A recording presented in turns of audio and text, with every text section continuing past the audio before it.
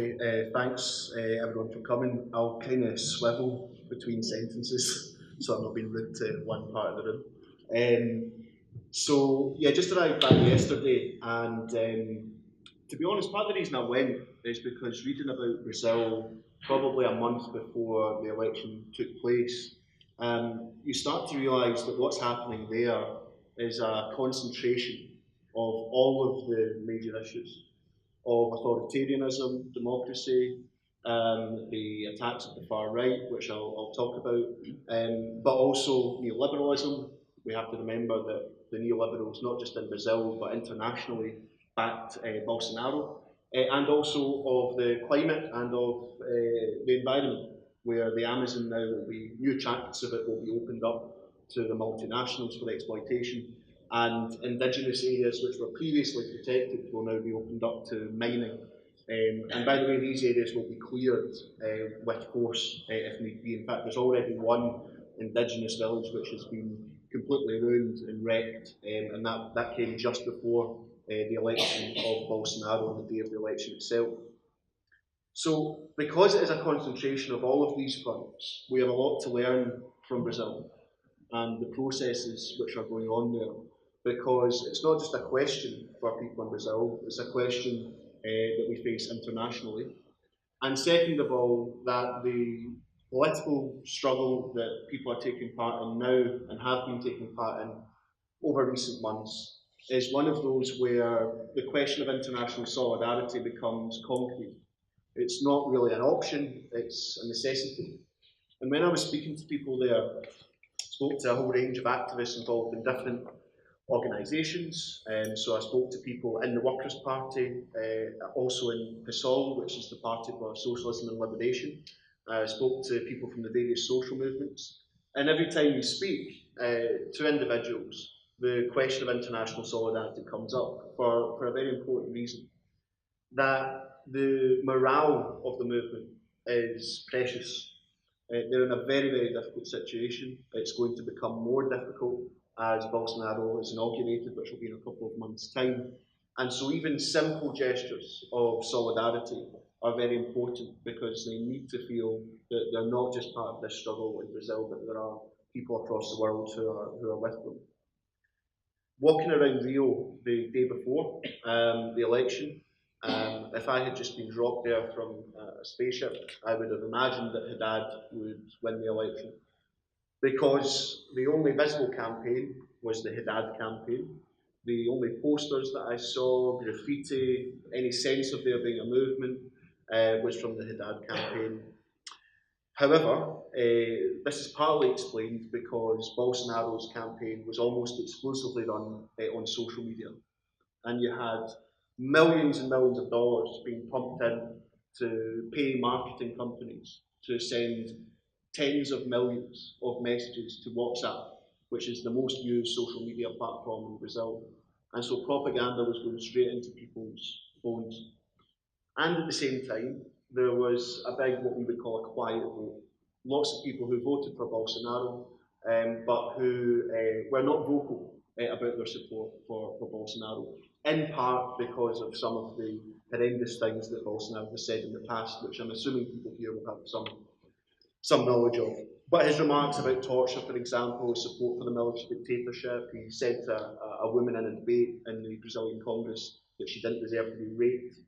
You know, this kind of language. And, you know, we'll talk more about this, but speaking to activists who were spending their time trying to win people to vote for Haddad, they said that often people felt that the allegation that Bolsonaro was fascistic, that he was authoritarian, that there was going to be a military takeover, all these kinds of things, that these were being hyped up by the left, and that in reality this wouldn't come to pass. And that's a huge danger, and people have made a huge mistake, because these are the sorts of things that are going to now be implemented in the months to come. And probably what's most despicable about this is that the Wall Street Journal, the industrialists, the financial elite, not just in Brazil but across the world, all supported Bolsonaro.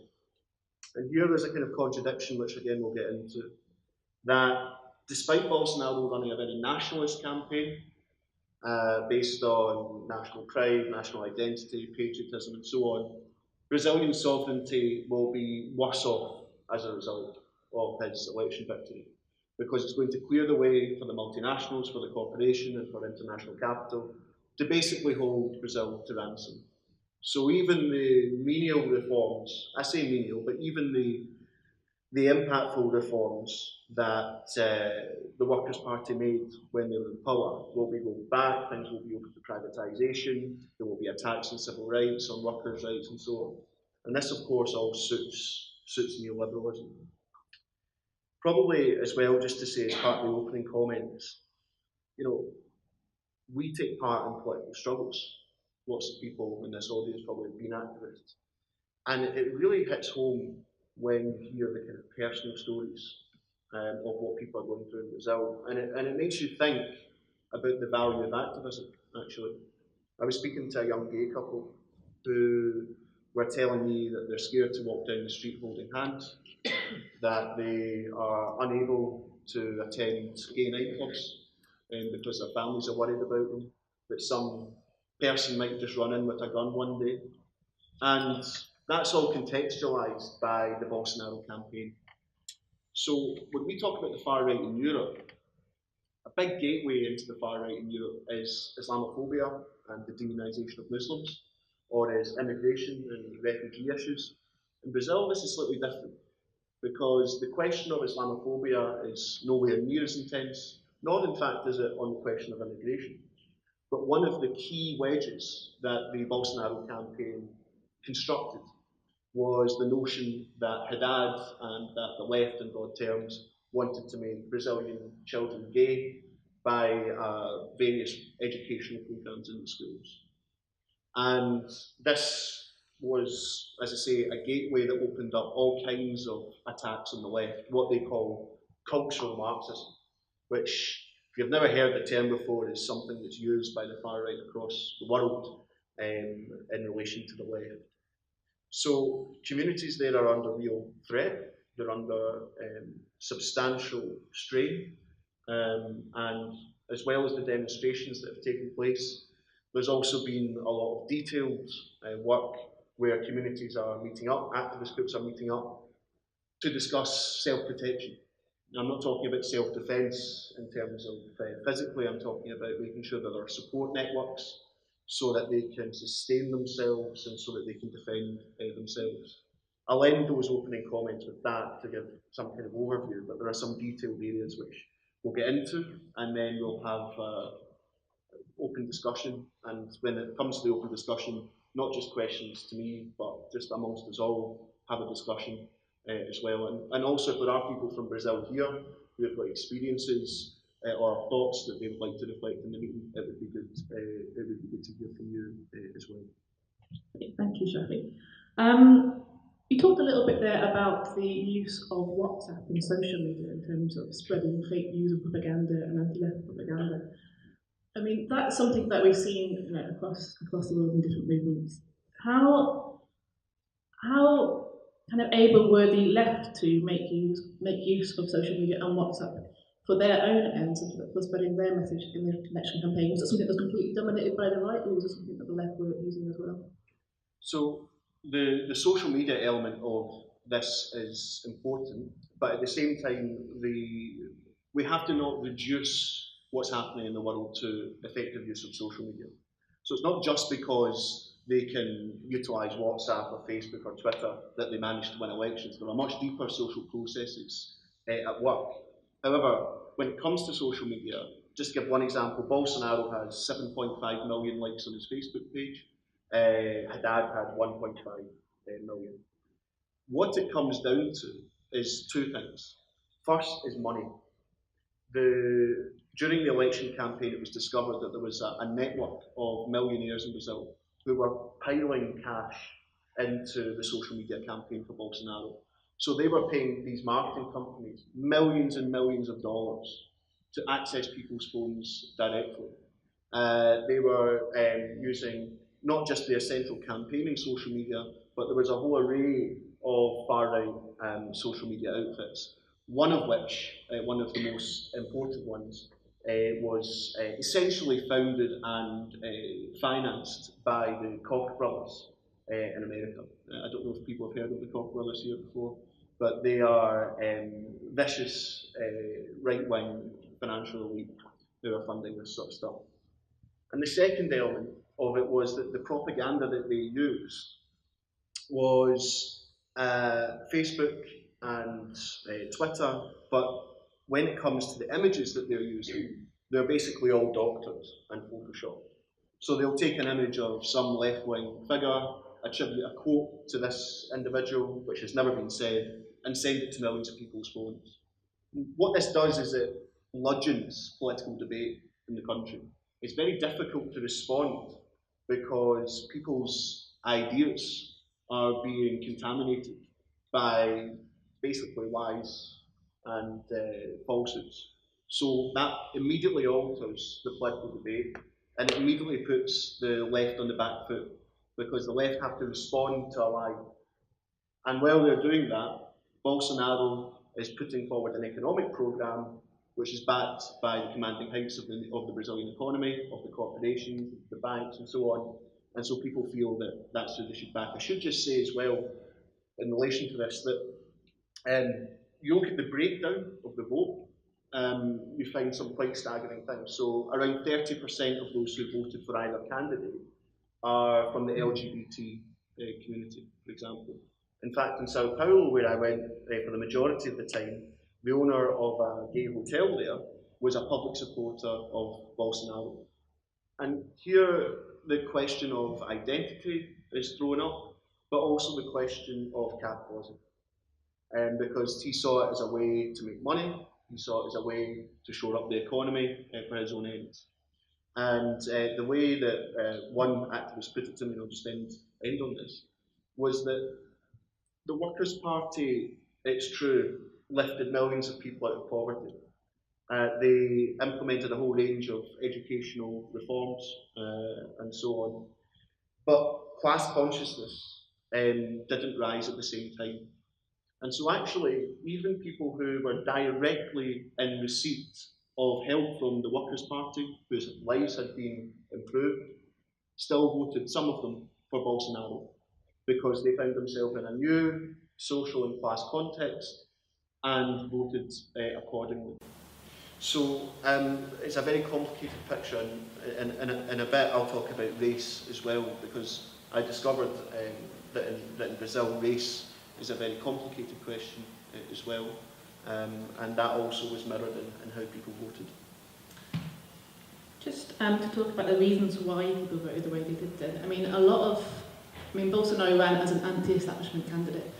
How much do you think people were voting for him on that grounds? How much was it a hatred for the Workers' Party, for an anti-corruption vote? And what could the Workers' Party do, or what should they have done to sort of move beyond those kind of corruption scandals? Well, just to talk about the corruption element of this, corruption in politics in Brazil is widespread. The vast majority of elected officials will have some connections to various levels, directly or indirectly, of corruption, financial, political, and so on. And therefore it's part and parcel of Brazilian politics. And Lula was subjected to scrutiny when it comes to corruption. He was put in jail. And not only was he put in jail, he was told that he couldn't stand in the election. Had Lula stood in the election, it's likely that he would have won the vote. He remains, by all the opinion polls, the most popular politician in the whole of the country. The United Nations intervened to say that he should be allowed to stand. This was rejected. And not only was that rejected, he was allowed no communication to the outside world at all. So he's in his jail cell. So corruption's pinned on Lula, despite it being widespread. Bolsonaro himself has come under scrutiny for corruption, and in fact is linked to the most corrupt forces in Brazilian politics and in Brazilian society. But because the Workers' Party had been in power for so long, people saw there being an opportunity to remove what they saw as a corrupt or corrupting influence in politics and in society.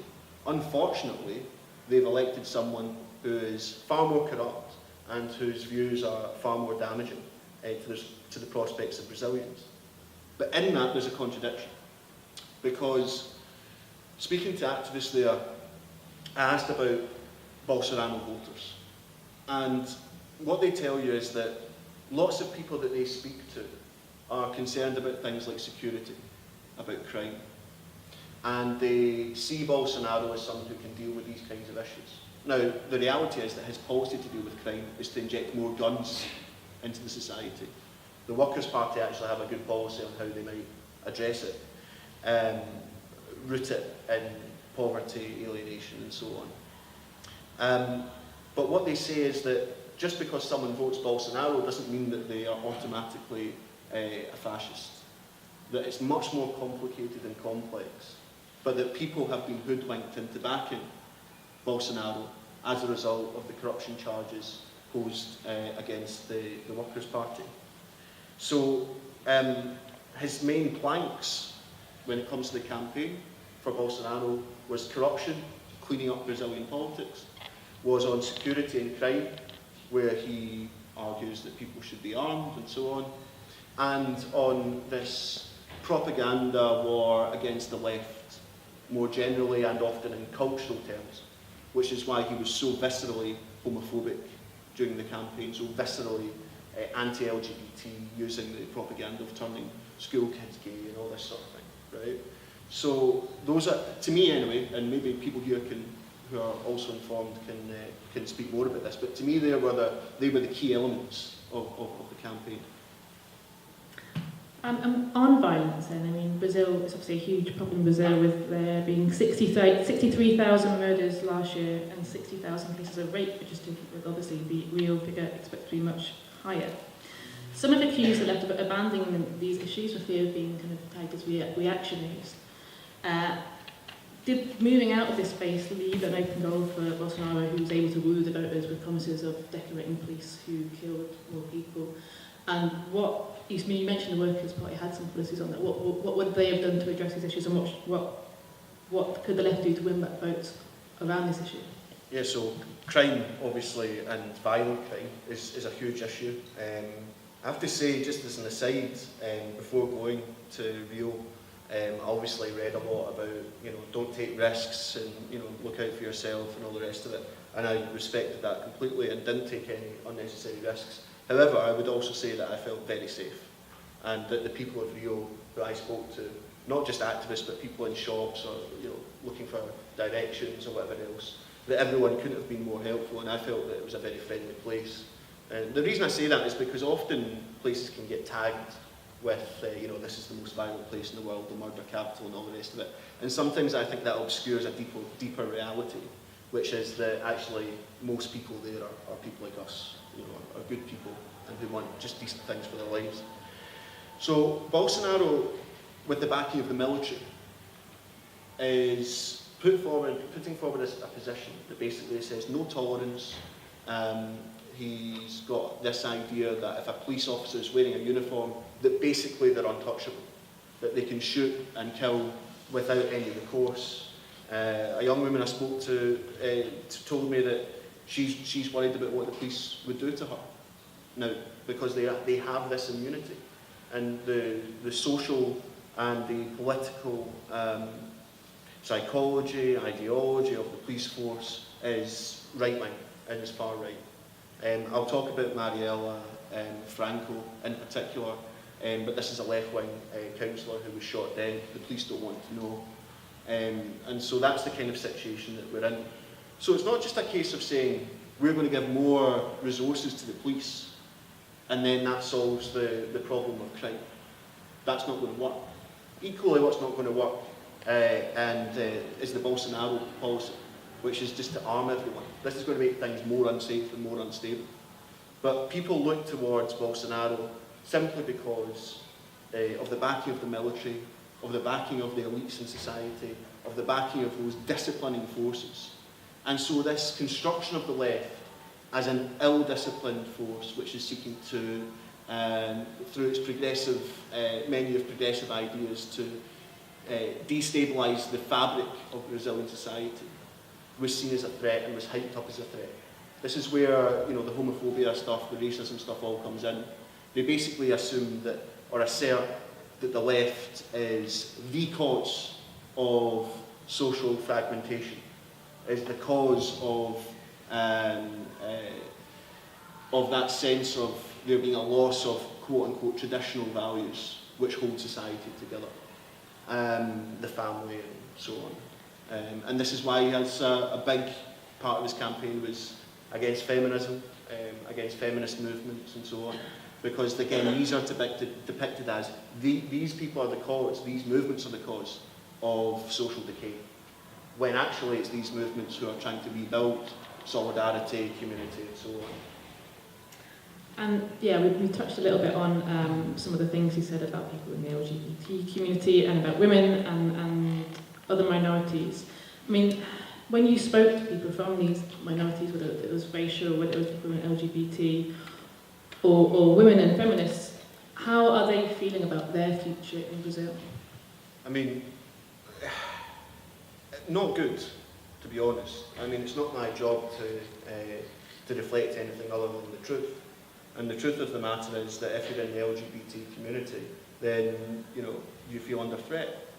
And that, you know, this young couple that I spoke to who tell you that they are afraid to walk outside holding hands, or that they're afraid to go to a nightclub because of what might happen. In fact, not just that, I mean, it sounds like a small thing, but you know, the parents of this couple didn't want them to go out holding hands. The parents of this couple didn't want them to go out to nightclubs. That's how deeply entrenched the fear is. It's not just those who are directly affected, it's their families, their friends, and all of that. So, you know, people feel scared about what's to come. They feel already in a situation in which there's carte blanche now being granted to any individual who wants to commit crimes, hate crimes and so on. And what's going to happen now, and what the fear is that all of this becomes institutionalised. So recently, in a couple of weeks before the election, there was a woman wearing an Ela Now t-shirt. Ela Now means not him. That was the movement against Bolsonaro. Was taken off a bus and had a swastika carved into her stomach. And, you know, these kinds of actions are only in one sense isolated. Because in another sense, because of the election of Bolsonaro, these kinds of things become institutionalised even more into the police, into the military, into the various arms of the state, the judiciary and so on. If you read the UK press a couple of weeks before the election, I read a story that said that a left-wing councillor had been shot dead. And basically that was the end of the story. And I never quite realised what happened here. She was a young black woman, 30-odd years old, and she was an inspiration to so many people in the movement. And day in, day out, she would confront all of these elites, spoke truth to power, completely courageous, completely without any regard to how her words might impact her own life, because she was so committed and so courageous. And when she was leaving a meeting, and I didn't know this either, but when she was leaving a meeting, she was shot in the head, and she died instantly. And there are a number of groups who could be responsible for this, but all of these groups are opposed to her message, and they all have an understanding that actually she was dangerous to them and to their interests, and so they shot her. And it was a professional operation, a professional hit job. And the response to this is something which has been left out of the UK press here. But the response to this was that in her place, 3 black women from the favelas, which are the poor neighbourhoods in Brazil, were elected in response to her death. And that shows you the kind of tenacity that is there in Brazil. That's how people responded. And these people are putting their lives in danger. I mean, imagine standing for an election and the reason that you're standing is because your colleague has been shot. when leaving a political meeting. That's something that we don't have to consider here, but there it's the reality of things. And so her face is everywhere that you go, in Sao Paulo and in Brazil, on posters, people have got it in flags, on badges, everywhere. And they have this kind of saying, which is that her legacy is that she has planted millions of seeds of resistance.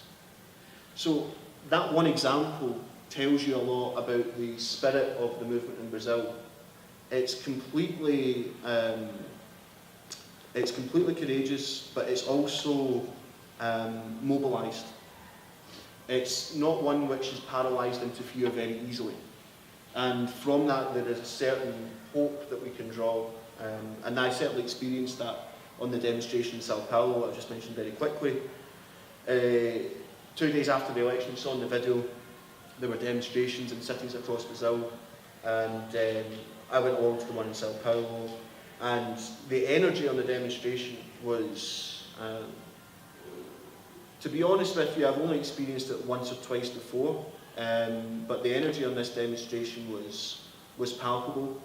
You know, when people walk past military police with balaclavas and the weapons, they actually start chants against the military police, right? They go up and wave in their faces and so on and so forth. I mean, you have to remember that these people on the street know that what's coming ahead is that these people with the guns could well just turn on them.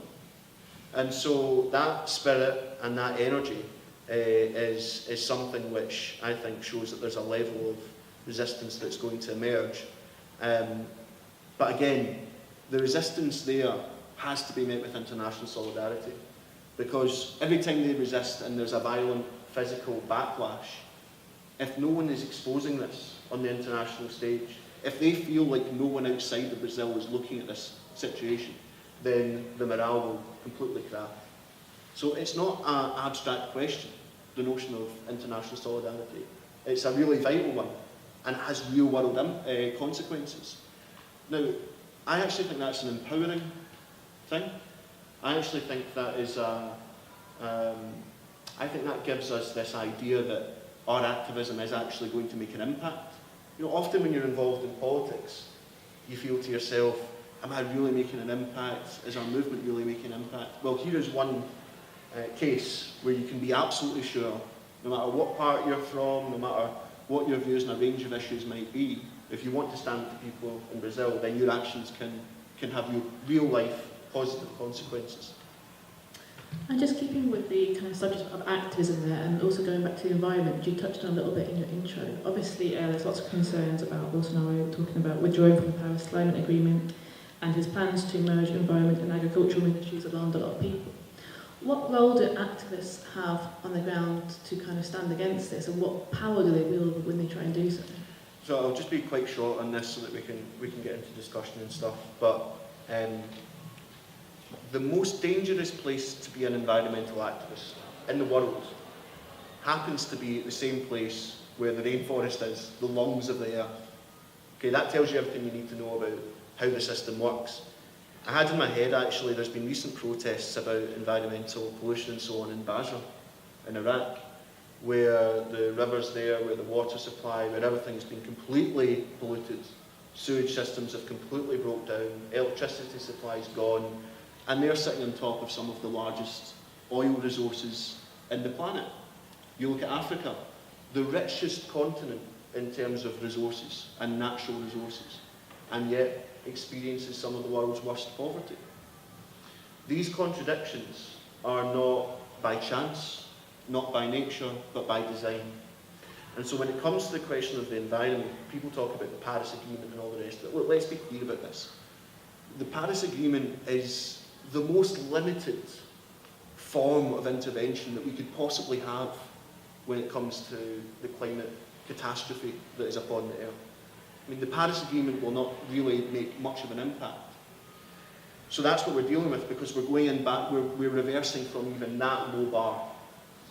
And so the question of the environment is a huge one. And it's located not just in the question of climate change, but in the question of communities. I mean, we're talking about indigenous lands where people have lived for thousands of years. Thousands of years. who are now open to having the state come in, remove their lands and pass them over to corporations. Just to tack on to that, it reminds me of the Dakota pipeline in North America, where pipelines will be opened in previously protected lands. What is at the core of this is that capitalism itself, as a social, as an economic system, is having to go further and further to accumulate and to conduct the process of the accumulation of capital. So everything's up for grabs. It's not just the public services are up for grabs. It's all these ancient lands, it's the rainforest itself, it's the ecosystem which we rely on. All of this is now up for grabs in Brazil and across the world. And I think that what we're seeing is neoliberalism has failed. The consequences of the failure of neoliberalism are being felt politically, in the political system, through the development of not just the far right, but the radical left as well. And that, as a result, the system has to become more authoritarian. Capitalism never gave us democracy. People actually had to fight for democracy. Brazil is a young democracy. But in each and every state where there is this decline in the system, for capitalism to advance, for capitalism to maintain itself, they're going to have to attack basic, fundamental democratic and civil rights. Capitalism is on a collision course with the environment, with the people of the world, and also with the democratic institutions, quote-unquote democratic institutions. And so that collision is, I think, reflective of what Brazil kind of brings together, which, as I said at the start, is a concentration of all these issues. On every front, Brazil shows us, in an intense form, what the world as a whole faces. And so when you have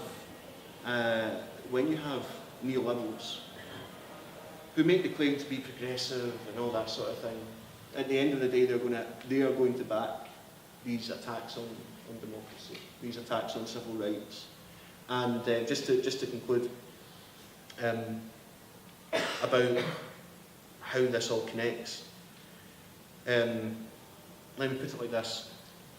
See, when I said that the Bolsonaro campaign is extremely nationalist, and yet it's relinquishing national sovereignty to the multinationals and so on, that's as a product of imperialism. And imperialism is another key element in this whole situation. Because imperialism doesn't care about social rights in Brazil. All they care about is, can we mine here? Can we log here? Can we extract resources from here? Can our companies go here in a deregulated marketplace? Is there an opportunity for me to take over and privatise public services? That's what matters. And so the processes which are at work in Brazil in the development of the far right are slightly different than they are to the development of the far right in Europe. Because Europe itself has been and is the centre of another global imperialism. But at the apex of that is the United States. And when you have in combination that process, plus Donald Trump, plus the decay and the failure of neoliberalism, then you have a cocktail for what we might term fascism in the 21st century. Although that in itself we have to debate, but I think it's a form of market fascism, which is that anything will be done, any right will be taken away in order to sustain the operation of the market.